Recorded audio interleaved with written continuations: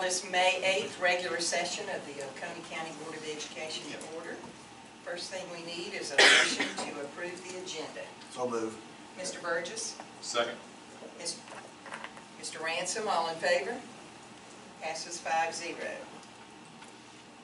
Next, we need a motion to approve the minutes from our April 17th regular session and our May 1st work session. So moved. Mr. Hammack? Second. Ms. Parrish, all in favor?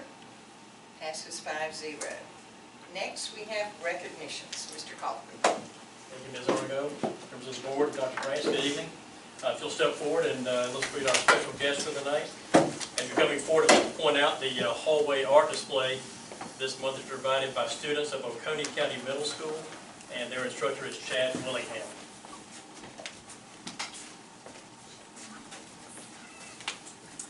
First tonight, we'd like to thank Georgia Home Partners, Greer and Company for being a community partner and for contributions to the Hometown Heroes and REACH scholarship programs.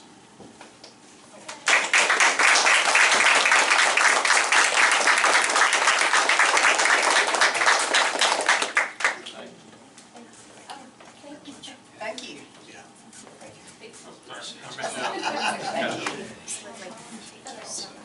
See you again. Y'all come right here, ladies. Y'all come right here.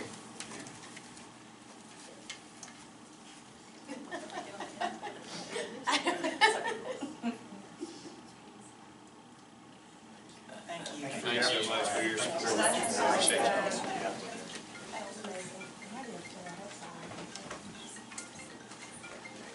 Next, we're honored to recognize the May Pursuit of Excellence Award winner in the category of support personnel, Heather Lisberg, the school clerk from Oconee Elementary.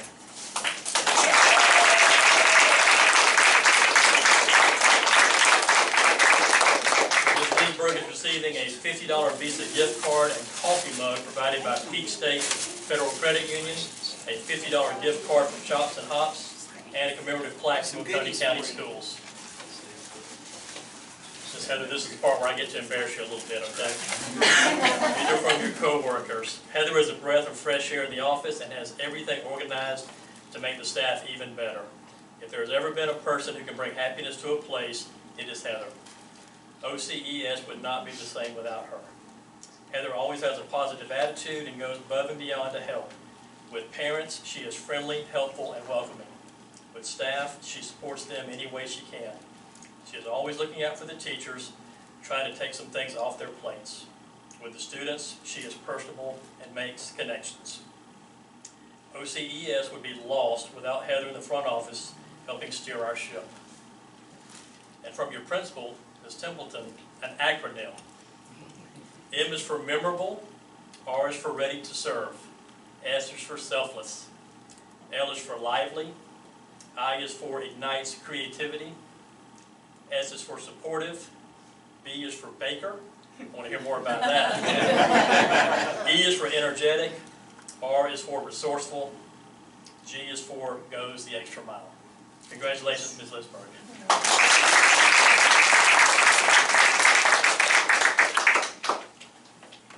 Thank you. Congratulations. Hold on. Hey, one of our records. Congratulations.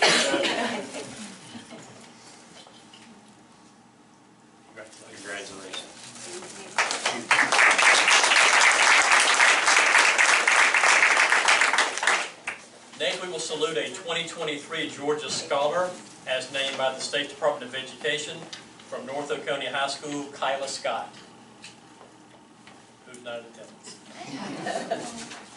Now we will recognize the 2022-23 Class 3A State Champions in Duo Interpretation from Oconee County High School, Abel Clark and Aaron Knapp, and their advisors, Drew Doss and Katie Williams.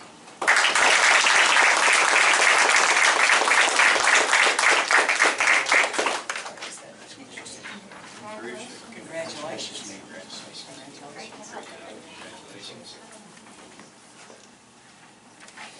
Abel and Ms.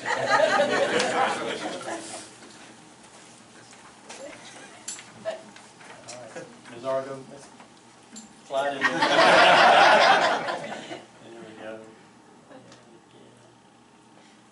All right, thank you.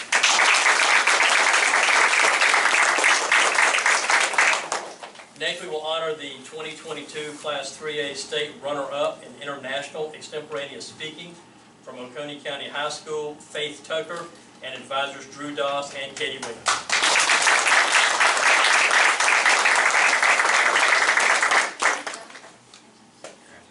Congratulations. Great job. Okay, right here in the center. Right here, babe.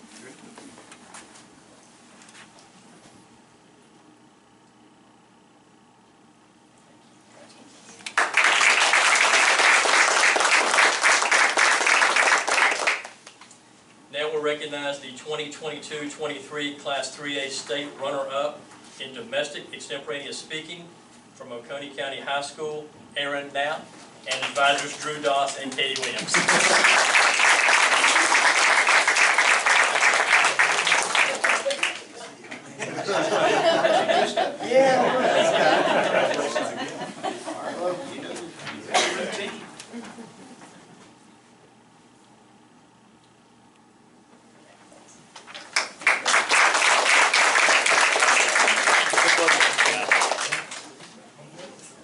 Next, we will salute the quartet that took third in the Class 3A state competition from Oconee County High School, Jackson Ruffner, Sage Wyatt, Aaron Knapp, and J.W. Hale, who is not in attendance, I believe, and advisors Drew Doss and Katie Williams.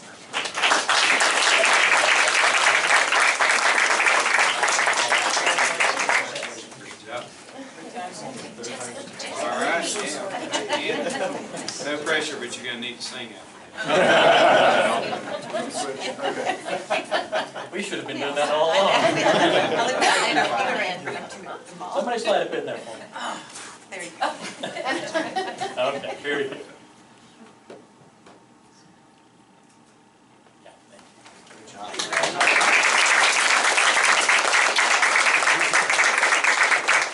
And finally, we will honor the 2022-23 Class 3A State third place finisher in humorous interpretation from Oconee County High School, Jackson Tucker, and advisors Drew Doss and Katie Williams.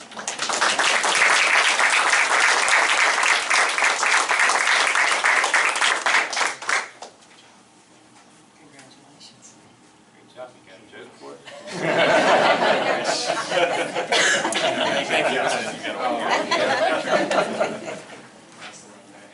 That's the joke.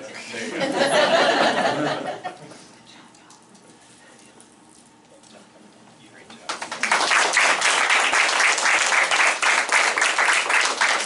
That concludes recognition for tonight.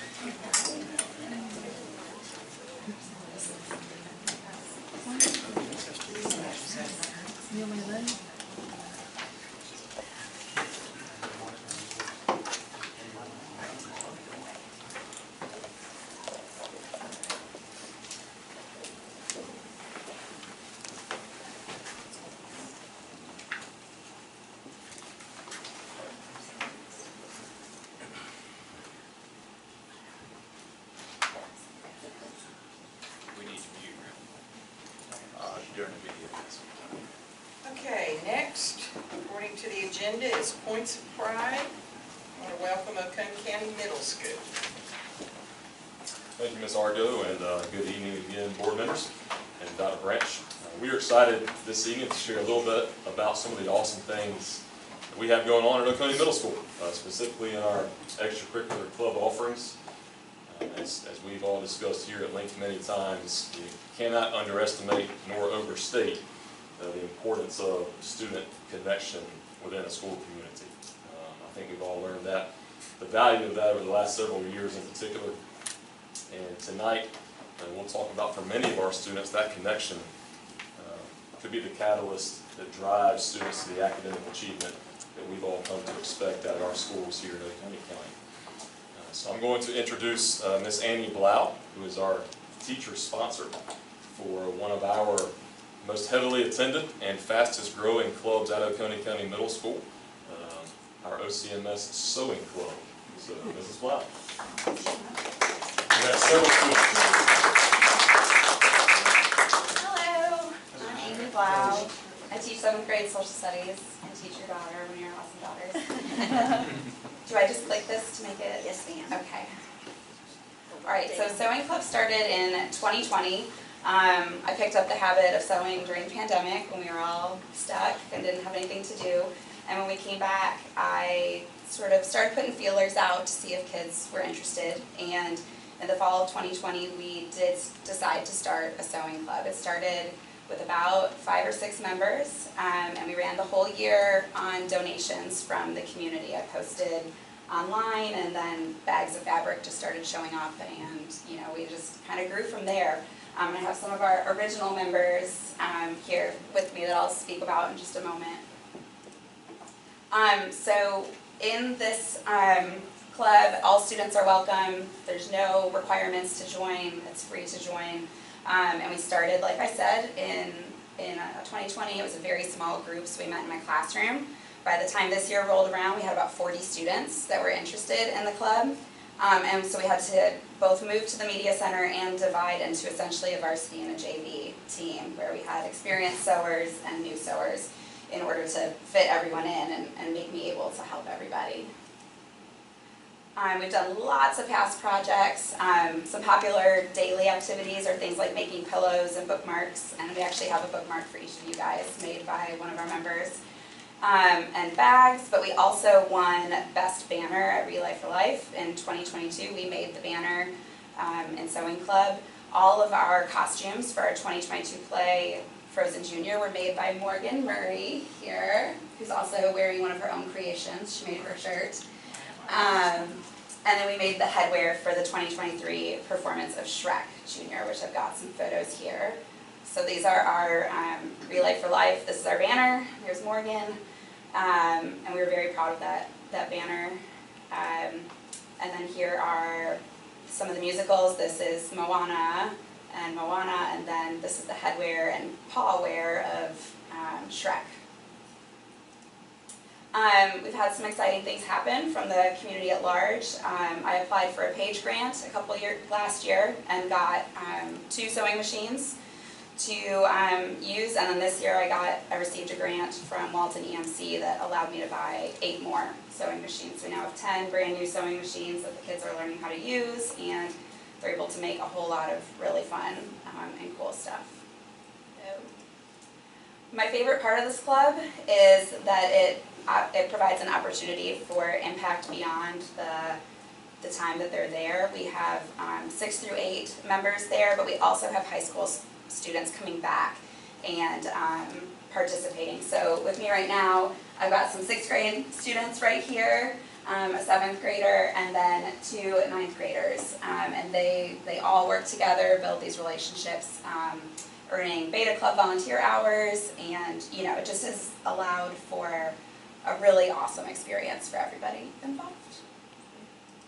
Thank you so much.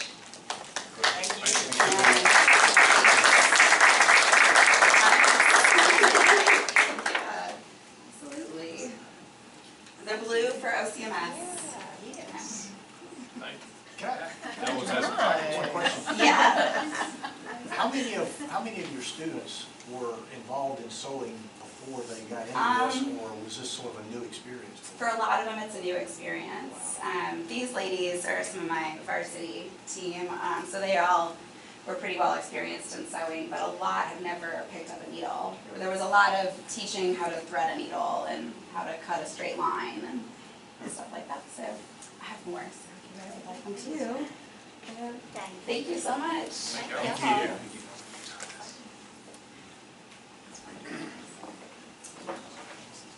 Thank you so much for your time. I do want, if you'll allow me really quickly, I think most of you probably know, our teachers who sponsor these clubs, there's no extra compensation, there's no extra, we don't give them anything to do that. We require these clubs to have a teacher sponsor.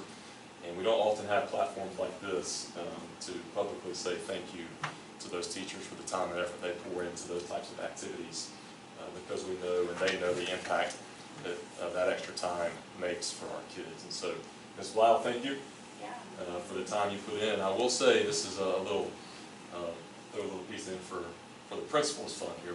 We are taking orders. They will sew buttons. And they will do alterations, all for a very nominal fee into the principal's account. So thank you again for your time. Can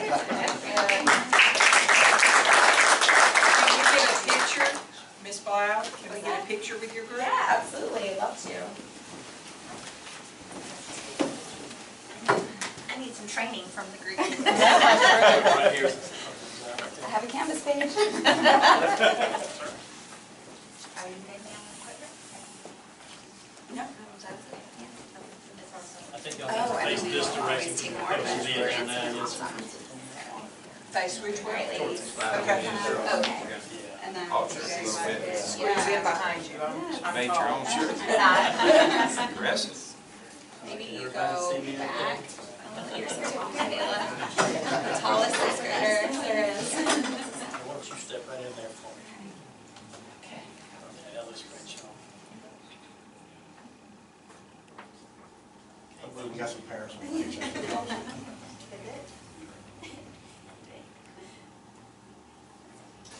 Thank you. Thank you.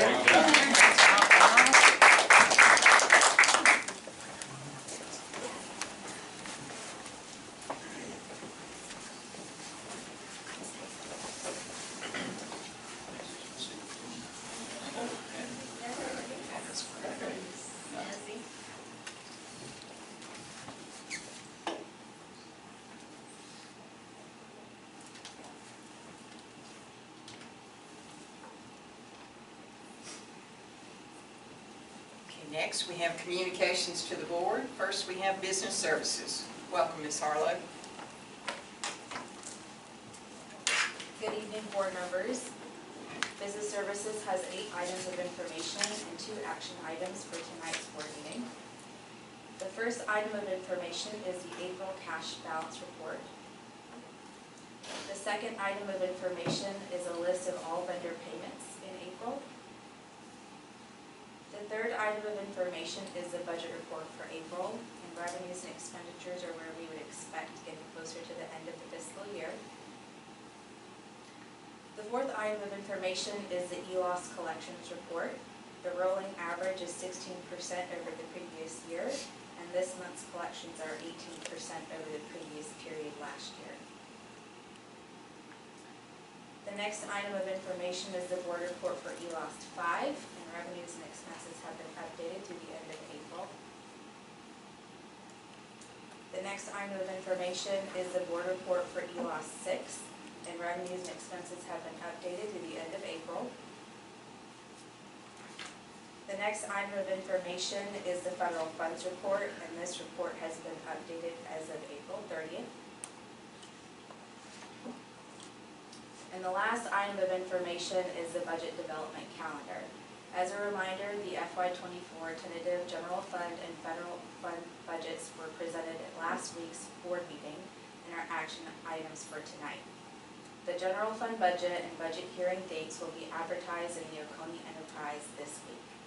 The dates for the budget hearings are set for May 17th and May 22nd, and both budget hearings will be held at 4 p.m. And that concludes my report, unless there are any questions. Any questions? Thank you.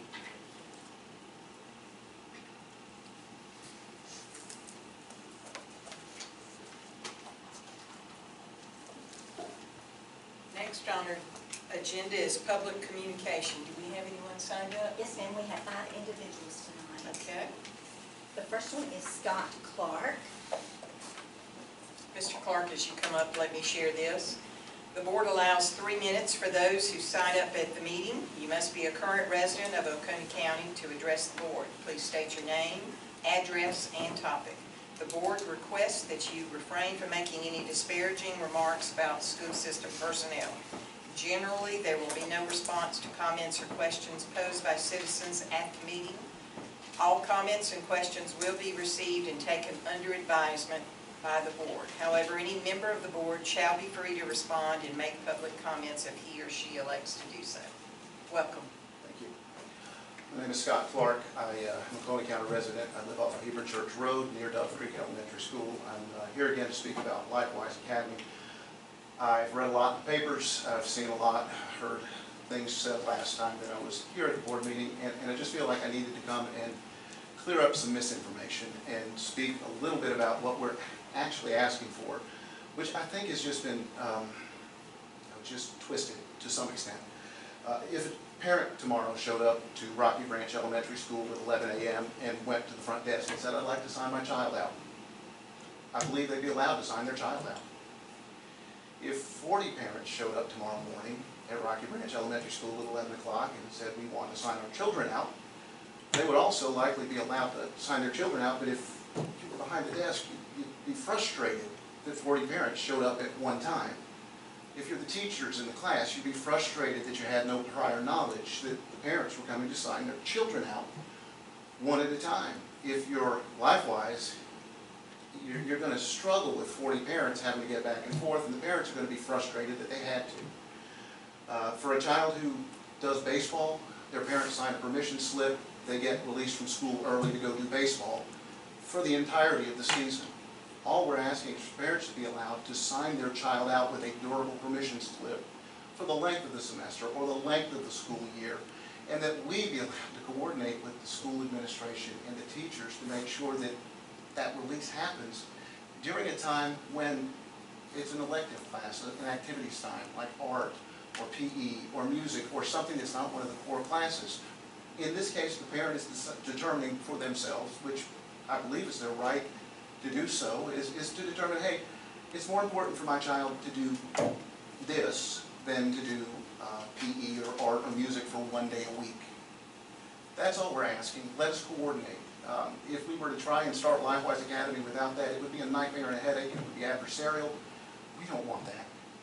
We really just want to be a partner here on this, and I really feel like people have made it all about religion rather than what it really is about. It's just parents trying to have a durable release for their children for the length of the semester of the school year.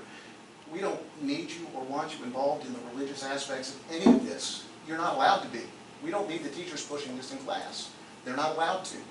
We just want to be able to coordinate so that we're not creating a gigantic headache for everyone as we try to do what we believe is right for our own children. Thank you. That's all I have to say. I appreciate you guys. Thank you. Our next speaker is Johnny Martin. Welcome. Thank you. I'm Johnny Martin. My wife and I and children live at 1820 Wild Azaleas, and we're proud to be members of this community now. I thank each one of you, Mr. Ransom, I believe, and Ms. Parrish and Ms. Argo. Y'all have spoken with my wife, and I believe you have too, Mr. Hammock, in recent days, about having armed officers in our schools. I do believe we're doing a lot. I think we have a great safety protocol and program in place, but I don't think we're doing enough, and I think we need to do more. And I hope that we can come together as citizens of this community and support our law enforcement, support our school system, and work in a collaborative way to bring more security to our schools than we have today. I simply do not think we have enough. We've heard responses from Mr. LaDuff and from the sheriff, and they've given their support for what is being done today, and I just think that we can do more.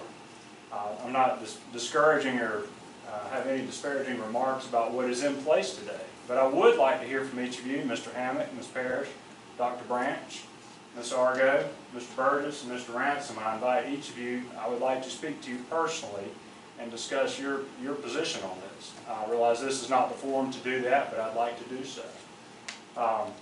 Just again, like the goal here is to protect our children, the greatest asset of this community, and then beyond that, the faculty and staff that are in our school system teaching our children, those that are caring for our children while parents are at work. You know, that I want as much safety for them as possible. I believe that a well-trained, certified, post-certified officer is a good source of protection for our children, beyond what we're doing today. Someone who is in the school more often than they're not. I commend Athens Academy and local law enforcement for their decision in recent days to have law enforcement on campus the majority of the day, primarily during high traffic times. I think that's important. I look at counties around us. I've spoken with sheriffs and police departments and people within school systems and other communities. They support this effort. It's in place in other counties. They've offered their assistance to us if we want to jump on so we don't have to recreate the wheel. I'll be glad to make introductions as necessary. But to close, I just want to express my appreciation for each of you. I know that your goal is to support and protect our children every day. And I want to come together and work with you as a citizen, as a taxpayer, and a voter in this county. I will do my part. My wife will do her part. Our friends and family, and those that I've discussed this with, overwhelmingly support this. Now, I'm limited on how many people in this county I can actually get in front of, so I'm going to ask that maybe y'all help me do that. But that's all I have. I thank you for your time, and I hope this is something we can work out together. Thank you. Thank you. Okay, our next speaker is Julie Mock. Welcome. Thank you. I won't take up a lot of time. I just wanted to reiterate what Scott said about working with you all, trying to get this program, LifeWise Academy, out to our kids. It's a great program. I hope you watch the videos on it, things that I've sent you. It's a wonderful program. It's the right thing to do in this climate that we're in. And I think you all know that. I really do. I don't know all of you personally, but I think that you know that. And I hope that you make the right decision here and we can work together and get this program out there for these kids. It's worthwhile. I support the SRO idea as well, but I think a friend of mine said it best when he said that there's not enough SROs in the world to replace the God that was kicked out of our schools. And I think that's worth giving some thought to. So I hope we can work with you together on doing that as well. Okay. Thank you. Thank you. Our next speaker is Wesley Rice. Welcome. Hey, how you doing? Hey, I'm Wesley Rice. I work for the University System of Georgia, and my wife, she's a teacher at elementary school. We have two daughters that will soon be, in a few years, be in elementary schools. You know, I'm here to discuss the thing that nobody really wants to talk about, you know, school shootings. It's a concern of mine, having my kids going to be coming. My wife's a teacher. I know we have some good things in place, but I think we can expound on that a little bit. In 2017, I believe the state of Georgia put in campus carry. And I know that's more of a rights issue, but you know, personally, I'm not against administration being able to carry if they would like, and if resource officers are a budget concern. You know, we're lucky if we did go resource officer route, we have multiple schools on the same piece of property that could share resource officers. One of the really good things that y'all have in place is the buttons on the back of the IDs.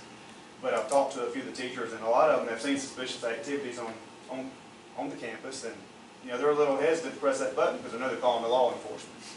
But if you had a resource officer in place and on the campus at the time of the shooting, or any kind of any suspicion, then I'm sure the teachers would be a little more prone to press that button if they had somebody that was 100 yards away versus 5 miles. So I just think we could do a little bit more, like Johnny said earlier, and you know, like I said, budget would be an issue. You know, maybe possibly administration carrying. I know that's far-fetched for some, but I believe it might be helpful because precious seconds mean lives. So, thanks. Thank you. Our last speaker is Mr. Kurt Dahlstrom. Mr. Dahlstrom, what is your address, please? You didn't put that down. 1060 Millers Lake Drive. Thank you. Welcome. Hi everyone, my name is Kurt Dahlstrom. I'm a professor of microbiology over at UGA. My job is to genetically engineer bacteria to help food crops grow in the warmer and drier soils that now pervade the earth. I have 2 kids who will be coming up in the Oconee County school system in the near future, and I'm here tonight to speak about my personal viewpoint, which does not represent the viewpoint of my employer or any other organization, regarding the calls we've heard at the last school board meetings to allow religious instruction during school hours through off-campus programs like LifeWise Academy. I grew up on a farm in North Dakota, in a rural school district. In that place, there were 3 jobs men were allowed to enter and 2 for women. My high school chemistry class consisted of taking a yardstick and finding the area of a table. This was a school where families would sometimes release their children from class, sometimes for reasons of financial hardship, they had to work, or in some cases to study religion.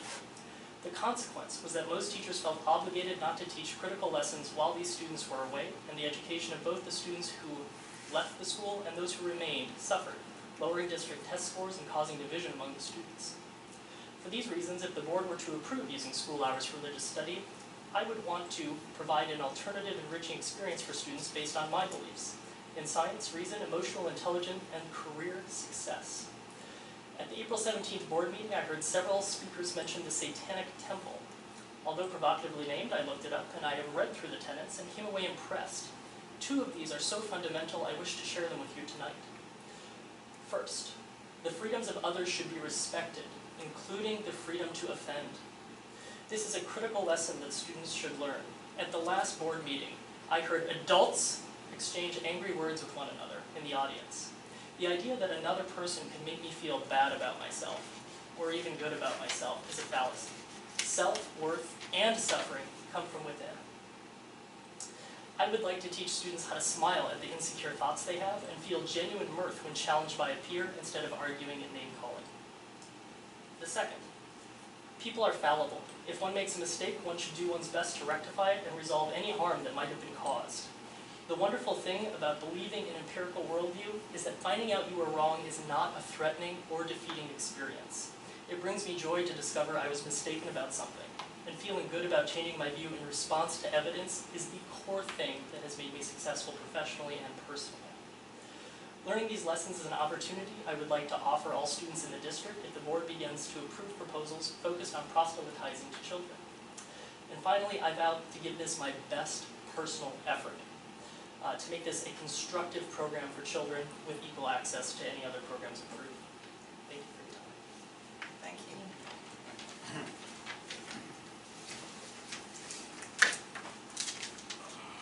Chair Arba, that's all the speakers for tonight. Okay, thank you.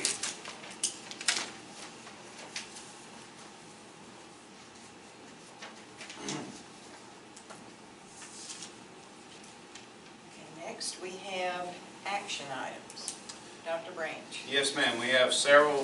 First up is the CTAE local plan and grants, and so we'd recommend that as presented for approval. We need a motion to approve. So moved. Mr. Ransom? Second. Mr. Hammack, all in favor? Passes 5-0. If it pleases the board, we can take B, C, and D together. All these are curriculum related and have been on the table since our last board meeting. Dr. Stansel has confirmed we've gotten no feedback on these particular items. We'd ask that they recommend that they be removed from the table and put attached. We need a motion to do so. Move approval. Mr. Burgess? Second. Mr. Hammack, all in favor? Passes 5-0. If it pleases the board, we can take E and F together as well. Those are 2 field trips that were presented last week, and we would recommend those be approved as presented. We need a motion to do so. So moved. Ms. Parrish? Second. Mr. Ransom? All in favor? Passes 5-0. Okay, up next is Board Policy IDE, which is our interscholastic activity. This was presented by Dr. LaDuff, and we recommend that it be placed on the table for public review. As a reminder, this is enabled to expand our athletic program to 6th grade students. We need a motion to do so. Can I ask a question? Certainly. First, just to clarify, this allows each of the schools to control their own program. We're not mandating that they have to offer one of the programs, correct? That is correct. Allison? Yes, sir. Speak to specifics. What we've done here is the principals have expressed the desire to create more opportunities for students. So, modifying this policy along with the addition of supplements to bring in the staff to be able to offer those opportunities is what we've done here with what's pending board approval. And one other question, because you mentioned the supplements. So this would, if we, by approving this policy or putting this out for discussion, if it is subsequently approved, and there is a 6th grade sport, there would be a separate coach for that sport. to support the sixth grade students, correct? Yes, sir, that's correct. Okay. There'd be one additional coach per sport, with the exception of football, for that sixth grade participation. Okay. And then, of course, I'll probably state the obvious, but it would all be dependent upon finding that coach and then also having student participation. That's for correct. that. Okay, thank you. Yes, sir. Dallas, to clarify my understanding, because you just mentioned football. If I understood correctly, when we were talking about this last week, this would allow all sixth graders to participate in sports except for football, correct? That's correct. So even if a school wanted to have sixth graders participate, this policy does not allow that. So we still wouldn't have sixth graders playing football in middle school, correct? Correct. We can still not have them play football. I want to say I've heard from several people about this over the past week who were excited about having an opportunity for sixth graders to participate. So, And our staff and principals are excited about it as well. Anyone else? Thank you. Okay. We need a motion to approve. So moved. Mr. Hammond, Second. Mr. Ransom, all in favor? Passes 5-0. Okay, up next we have the North Oconee and Oconee tennis court lighting. We did get the gremlins worked out and do have all the attachments. I trust that the board was able to review those attachments. And we would recommend the board approve qualified electric for both high school tennis court lighting projects for a proposed cost of $727,930 to be funded with general fund and ELOC. We need a motion to approve. So moved. Second. Mr. Burgess, Mr. Ransom, all in favor? Passes 5-0. Okay, up next is the district-wide paving.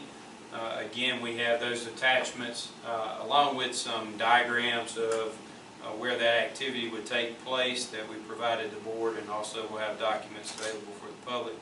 We recommend that the 5 various vendors that are represented on that, could you pull that up for us, please?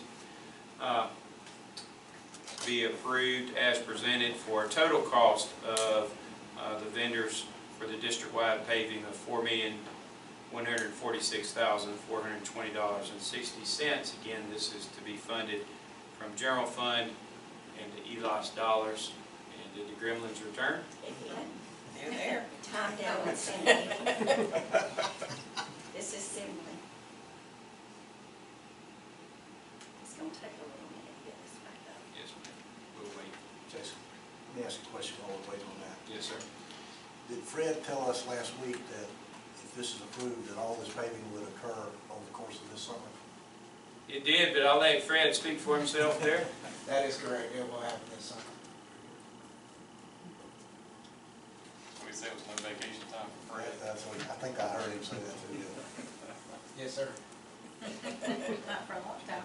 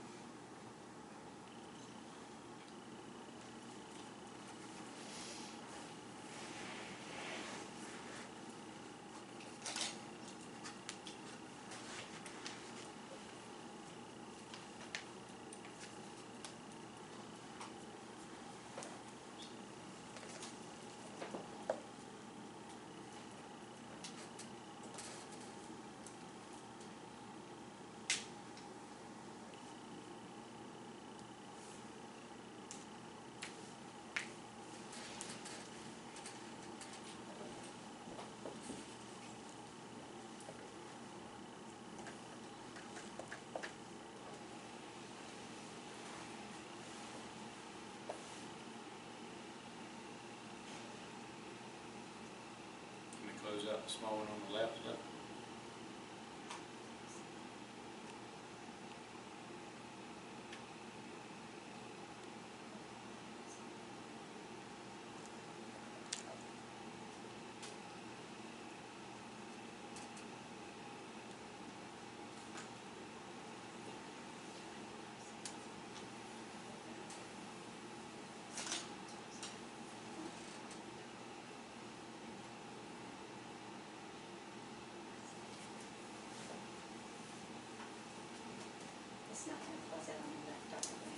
Okay, we'll continue to work on our presentation approaches.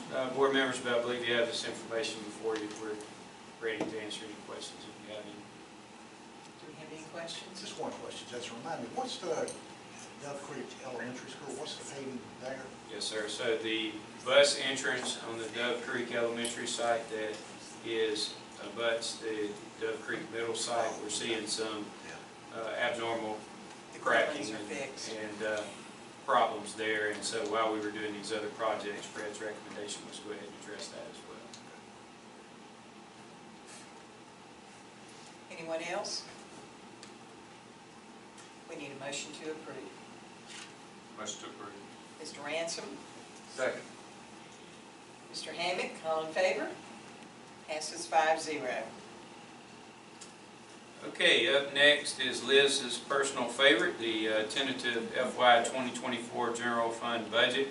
You heard an extensive presentation by Ms. Harlow last week, and so we would recommend that as presented. Need a motion to approve. Move approval.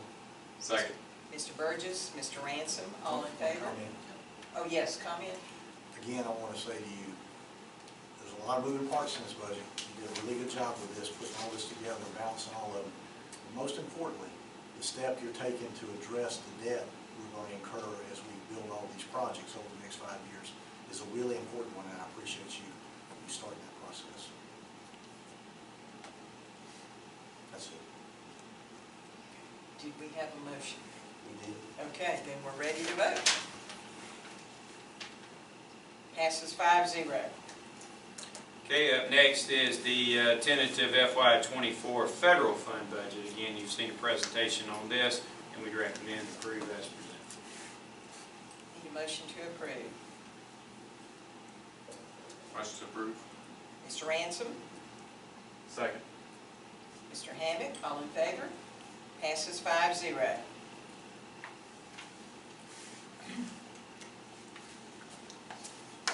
That's all of our action items. We do have a need to go into executive session and need a motion to do so. I will make a motion that the board will adjourn to executive session to discuss and deliberate on personnel matters as described in the affidavit to be attached to the minutes. Thank you. Need a second? Second. Mr. Ransom, all in favor? Passes 5-0. Okay, we'll take 2 minutes to clear the room. Thank you.